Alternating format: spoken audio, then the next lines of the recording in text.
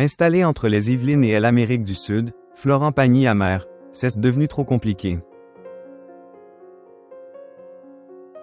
Coach historique de The Voice, Florent Pagny se rend à Paris pour les enregistrements du programme de TF1.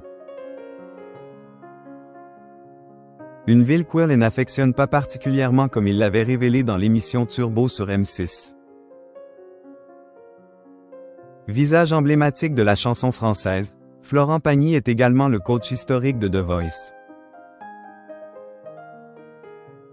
Le musicien sera d'ailleurs une nouvelle fois présent dans son mythique fauteuil rouge pour de nouvelles auditions à l'aveugle le samedi 28 mars 2026 sur TF1. Installé en Patagonie avec sa famille depuis de longues années, le chanteur se rend à Paris lors des enregistrements du Télécrochet. Paris, c'est devenu trop compliqué. Je roule en scooter électrique ici. Le seul problème, c'est que là, il y a trop de monde. Plus tous ces vélos, ces trottinettes. C'est un enfer. Tu passes d'un endroit où tu ne vois personne, tu roules pendant des heures sans croiser une bagnole. Et là, tu arrives, en 5 minutes tu peux avoir 5 accidents, avait ainsi souligné ce grand passionné de voitures lors de son passage dans l'émission Turbo sur M6. Le coach de The Voice a effectué un retour aux sources en retrouvant sa Bourgogne natale.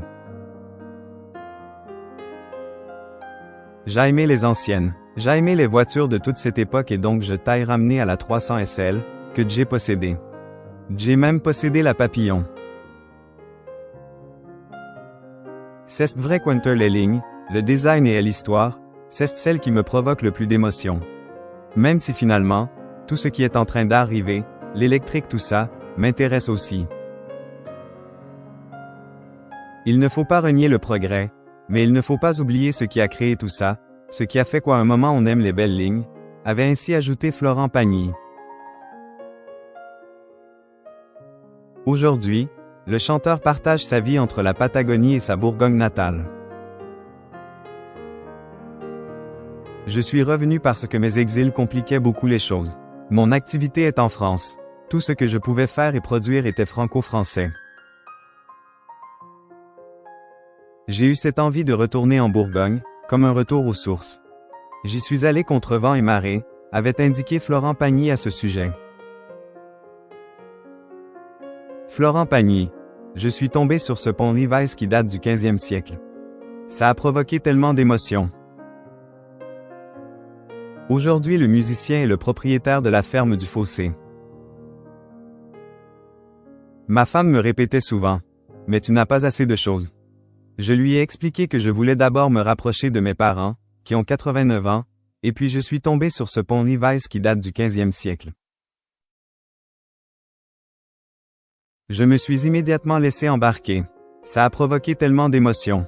Je me suis aperçu que mon grand-père paternel, que je n'ai pas connu, est enterré à 3 km de là, avait expliqué Florent Pagny.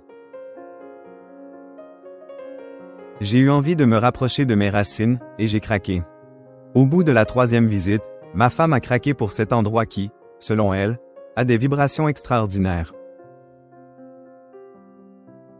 Et aujourd'hui, c'est ma femme qui s'occupe de tout, ce n'est presque plus mon projet.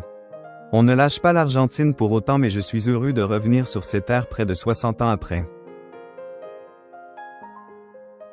Là où je suis né, là d'où je viens, avait finalement conclu Florent Pagny.